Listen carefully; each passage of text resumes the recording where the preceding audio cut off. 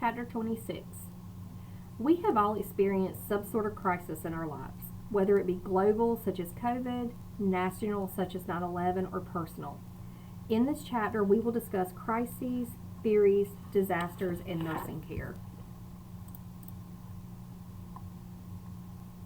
So, crisis characteristics. Our bodies and minds strive for homeostasis or equilibrium, and a crisis will disturb that. So, crisis characteristics are disturbances caused by a stressful event or a threat. It disrupts an individual's homeostasis or equilibrium. Normal coping mechanisms fail. It results in the inability to function as usual, and equilibrium is displaced with disequilibrium.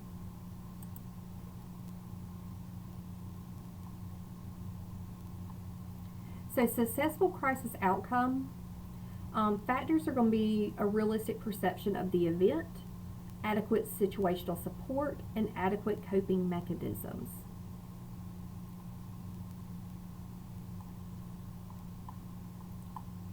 Figure 26.2 here on page 490 is a 7-stage model of crisis intervention, and it includes these factors.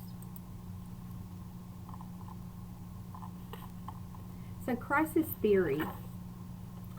Eric Lindemann stated that behavioral responses to crisis are completely normal. Gerald Kaplan outlined intervention strategies grounded in homeostasis and equilibrium. He stated that those with mental health disorders usually handle a crisis in a maladaptive way, further affecting them following the crisis. Kaplan believed that social resources and support systems were the key to normalization. And then Albert Roberts created that 7-stage model I said to refer to of interventions that were used following an acute crisis, and that's figure 26.2 on page 491.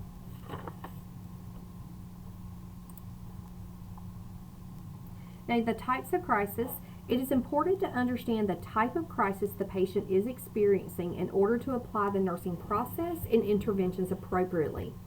Keep in mind that a person can experience multiple types simultaneously. Now, maturational occurs when a new developmental stage is reached and an old coping skills are no longer effective.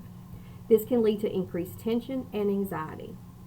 Events include leaving home for the first time, marriage, birth of a baby, retirement, or the death of a parent. Situational crises arise from events that are extraordinary, external, and often unanticipated. Examples include job loss or a job change, death, change in financial status, and the development of a psychiatric or a physical illness.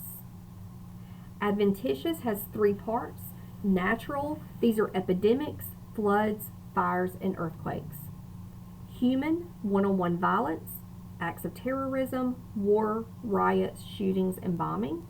And then accidental, these are things like airline crashes, structural collapses, nuclear power plant failures.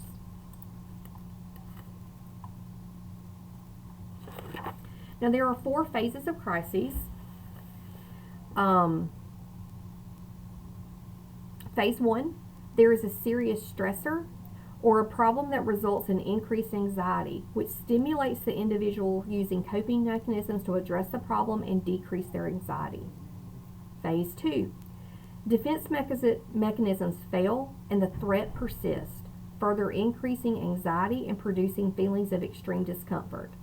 Functioning becomes disorganized and attempts at problem solving begin.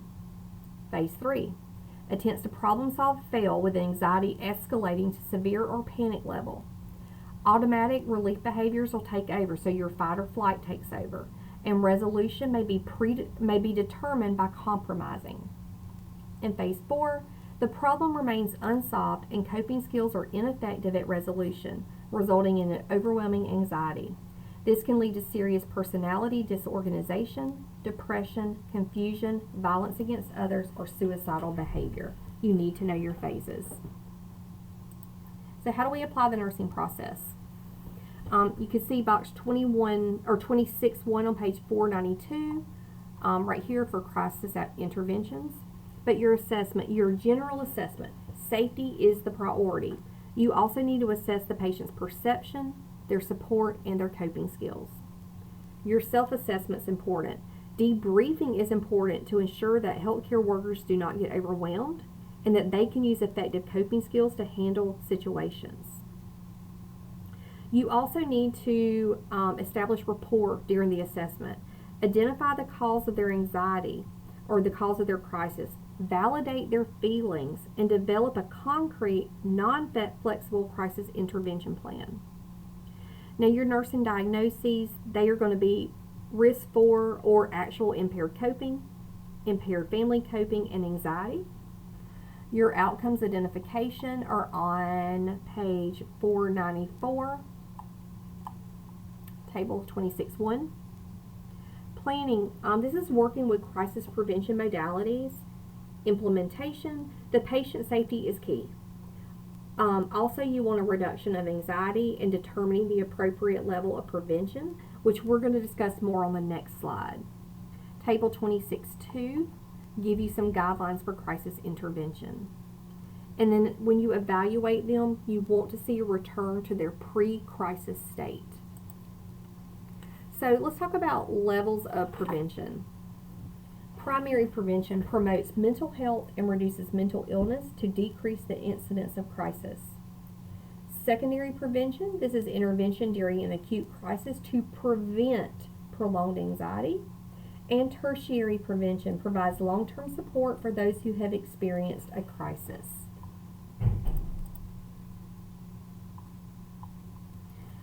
Critical incident stress debriefing, it is a tertiary prevention tool, and it is a 7-phase group meeting. On page 496 in your book, you can see the various phases and read up on them there. But some examples, you debrief staff on an inpatient unit following a patient's suicide. You may debrief school children and school personnel after a school shooting, or you may debrief rescue and healthcare workers who have responded to a natural disaster. Now, treatment modalities.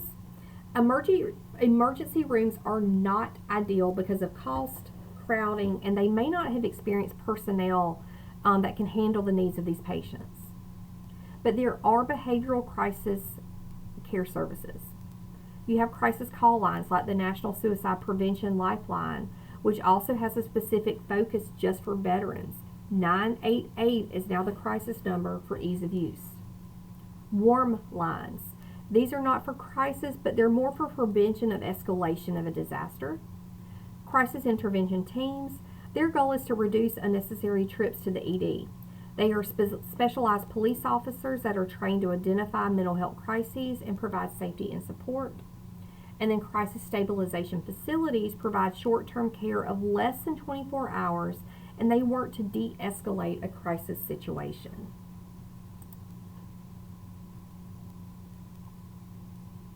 Now, Psychiatric Advanced Directed Plan.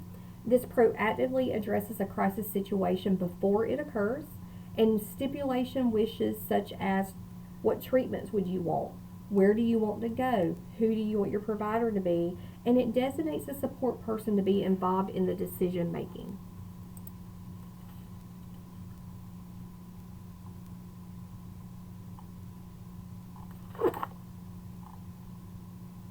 Now, global disasters, you can have large-scale crises. We see these here with hurricanes, but these can be tsunamis, wildfires, large-scale depletion of natural resources, international stock exchange collapses, and pandemics.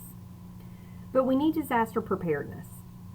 And this helps us develop a resilient community. It helps us assess disaster risk on a local level. It helps extend to networking communities, and it extends to larger society as well as national programs. So disaster response. Mitigation. These are plans to reduce the impact and the consequences of a disaster. Preparedness. These are FEMA's 4-phase disaster management continuum. So mitigation, preparedness, plan before the event takes place and includes assessing the risk and possible damage as well as warning systems. Response is the immediate aftermath of the disaster, and safety is of critical importance. And then recovery, this is when restoration efforts begin.